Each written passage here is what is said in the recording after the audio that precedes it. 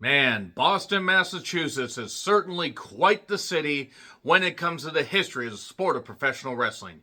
Going back decades and decades, it is amazing the energy, the passion, and the talent that came through the great streets and the great venues of this particular city. I'm John Renton with the retro review of WWE at the Boston Garden for March 8th, 1986.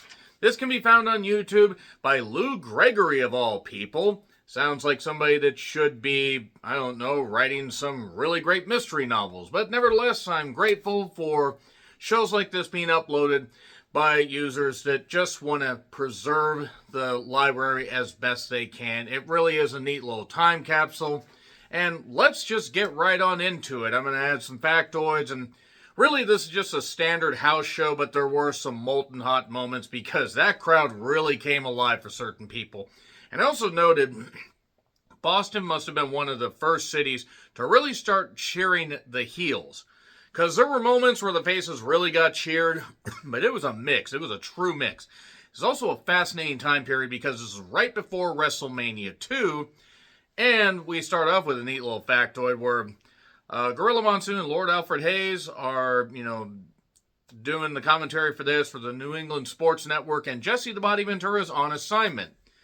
Now, I'm just going to try to put two and two together here, but I wonder, is this right around the time that he tried to unionize the wrestlers, and then Hogan stooged on him, and he went to Hollywood to do what he did? I'm trying to remember the timeline exactly, but he was doing Saturday Night's Main Event, and he was a big reason why that show happened.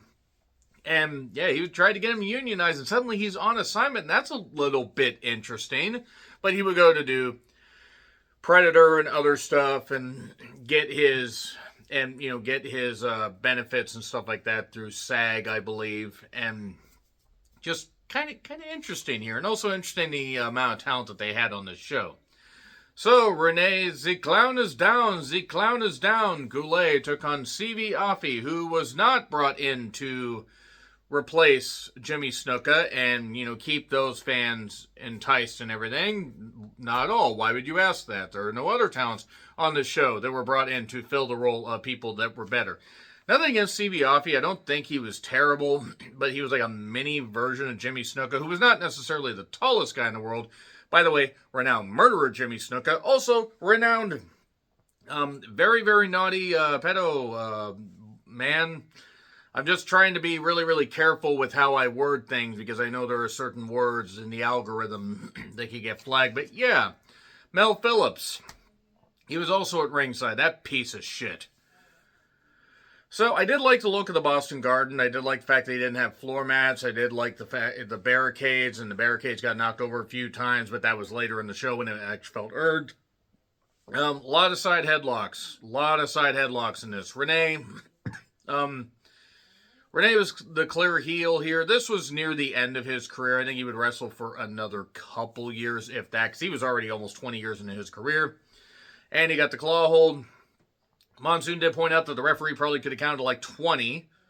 And then a headbutt and a crossbody, 1, 2, 3. CV Offee got the victory. So Rene Goulet did the job, and then him. My shoulders were down. If you don't know the Doink the Clown thing, you are so confused. Jake the Snake Roberts, Jake the Snake, of course, with his snake in the corner, took on Jose Luis Rivera.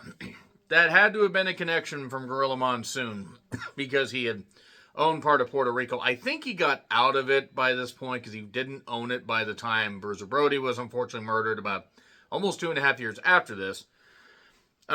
Jake the Snake had just come in like the intervening months, weeks possibly. I know he faced George Wells at WrestleMania 2. Basically, this went a little bit longer, I think, than it needed to. Nothing against Rivera. He got some nice offense in spurts. But we did get a knee lift, and then Jake kept stalling and stalling. In fact, I think the amount of stalling probably extended this card about 15 minutes longer than it needed to. But he did manage to catch Rivera with another knee lift in the ropes, and then hit the DDT 1, 2, 3. That's back when the DDT actually meant something. I love watching a DDT when I was a kid. because it really just was the ultimate finish. It was like, that's it, lights out. That's back when finishes actually meant something. Speaking of meaning something, Donna Christanello, I don't know what she meant, but that was a weird transition. And Judy Martin took on Chigusa Nagoya, Chigusa Nagayo. I'm screwing this up, and I apologize because I've seen a bit of her work, and she's actually really good. And Lioness Azuka or Asuka. Yeah, Lord Alfred Hayes certainly was very disrespectful to the Japanese women here and in another match. Then again, fuck him, I'm glad he's dead. Just look up the Roddy Piper, Lord Alfred Hayes stuff, and you will understand exactly what I'm talking about. Man, when Donna was in school, they did not have history. Her goddamn, diploma was chiseled on a freaking rock. That's me. I think she's been dead for a number of years. She was born in 42, started wrestling in 63, and this is 86, so she was about 44 years old. Zoe helped train her, though. That's right. I'm taking a few shots at Zoe for absolutely no reason in this. Judy Martin, one of the glamour girls coming up, and Nagayo and Lioness actually did pretty good here. I think they would end up splitting up, and I'm trying to remember the faction. I read on it, and I know very little of it, but I know that they were a team for a bit, and then I believe they split up. This went a bit. Judy did heal it up nicely. That was actually kind of cool to see. The crowd popped for anything that Nagoyo and Lioness did. I mean, like, literally anything. They were like, oh, something's happening. Let's react to this. That's nothing against Judy. Nothing even against Donna, even as she was melting away because she was as old as an Egyptian mummy. But there we are. The giant swing got the victory for the two Japanese women, and there we are. That was a nice finish. And then Jim Neidhart took on Scott McGee. Scott McGee, I believe, is part of the Dynamite Kid Dark Side, if I recall correctly. He was in pretty good shape here. Anvil was likely high as a kite here because he was always energetic. That's the nicest way I can put it. I mean, I like Anvil. Bless him. My God. Anyway, he won with a power slam. There was one point where Jimmy Hart was trying to answer Monsoon's question at ringside. It was just funny. Monsoon just needling Jimmy Hart. Bless Jimmy Hart, on my Mount Rushmore favorite managers of all time. Not just Memphis, because he did good stuff in Memphis. But his stuff in WWF, just always making the most of it. And even stuff in WCW. Him willing to take bumps when he was in his fifth, closing in on 60. Because I think he was born in like the early 40s. So he was close to 50 or over 50 when he was still taking fucking bumps. But anyway, he was managing the Hart Foundation. Actually, the question he was answering was about, I believe, the Dream Team that Luscious Johnny Valiant was managing. That was Greg Valentine and Bruce the Barber Beefcake, who was hidden a lot better in a team like that. And there was talk about them getting the tag title shot. And this would actually lead to a series of events. The Bulldogs beating the Dream Team. Dynamite suffering, the debilitating back injury. Starting at WrestleMania 2. And then it would pop in September. Oh, you poor abuser of women, baby. You poor thing. Glad Dynamite Kid suffered horribly for what he did. But then the Hart Foundation would win them for the Bulldogs. It would just take roughly a year after this for that to happen. Bret Hart took on Ricky Steamboat. Okay, finally, something to sink my teats into. I think that's how that phrase goes. Bret jumps right to huge pop for Steamboat, by the way. Huge pop. And actual music, I'm trying to remember the fucking song that they used because they never got to lyrics. But they loved Ricky here. They loved Ricky. There was mention of, in the beginning, when Bret attacked Ricky, and then a little bit later, after that Pearl Harbor job, Ricky's mother was Japanese, Gorilla. Come on. I mean, I don't think Gorilla meant anything by it, but just, ooh. Talk about lines that weren't that good then and have aged even worse now. A lot of arm focus, a lot of arm drag. Ricky was so fucking smooth. God damn. It's just fucking amazing how they never capitalized and tried to make him a world champion. Yes, okay, the stuff in the Intercontinental title about a year after this. I can understand Vince having his reservations, but here's the thing. Ricky was a family man. Also, he was married to a bitch named Bonnie. Now he's married to a nicer woman. But it is just amazing. Ricky was really, really popular. I mean, really mega popular, even at this point. This is without a title. So then we get a referee collision. Brett tries to get a cover on Ricky, but the ref's down. And then we get a crossbody reversal. 1, 2, 3. Very good stuff. Yeah, I'm sure that you could find better matches that they had, but compared to the stuff we saw in this card already, that was pretty good. And I was looking forward to the next one. Randy Savage, oh yeah, against Tito Santana. Can't call him Chico Santana because Jesse Ventura wasn't there. He was on assignment. IC title rematch. I think a month to the day since Savage had won the title, because I think he won in the Boston Garden. I think it's the return match in the same. I think either that or somewhere around Pittsburgh or something like that. But I believe it was in Boston. I remember seeing footage of it, and I think it was the same venue. But there were major boos for Tito at first. Like when Tito got introduced, there were some boos. Now there were a lot of cheers by a lot of women, a lot of the younger people, but there were a lot of fans. It's nothing against Tito, I don't think, but this was, again, when things were starting to switch, heels were starting to get cheered a little bit more. So, Savage had beaten Tito Santana. Tito had held it for a number of months, beating Greg Valentine. Savage used a loaded punch, and so Tito wanted revenge. Naturally, Miss Elizabeth is in the corner of Randy Savage, looking as only she can look. And Mel Phillips is at ringside. Again, the dirty pervert that he is, and I really hope that motherfucker suffered horribly. He got brought back by Linda McMahon, who showed her true colors back then and now, as far as the shitbag she'll get in the bed with. So, there was a lot of good stuff here as far as psychology, as far as stalling, as far as, Tito trying to get at Savage. And, just a lot of, action. But the thing is, it was brief, because Tito got upset and shoved the referee a number of minutes in. I think maybe 6 or 7. I don't think it was that. It might not even been that long. But we got a DQ. So Tito's temper cost him. And Savage kept the IC title, and I believe it defended against George Steele, of all people, at Mania 2. And then we get Dump Masamoto, or Masamoto, I think so. That was the one that they did the Netflix series on. And young Bull Nakano against Velvet McIntyre and Dawn Marie. Not the ECW talent, but Dawn Marie that looked like Dark Journey if Dark Journey had ability. And belonged in wrestling. I know as harsh as that sounds. Actually, I think Dawn Marie might have been white, so that was just totally wrong there. But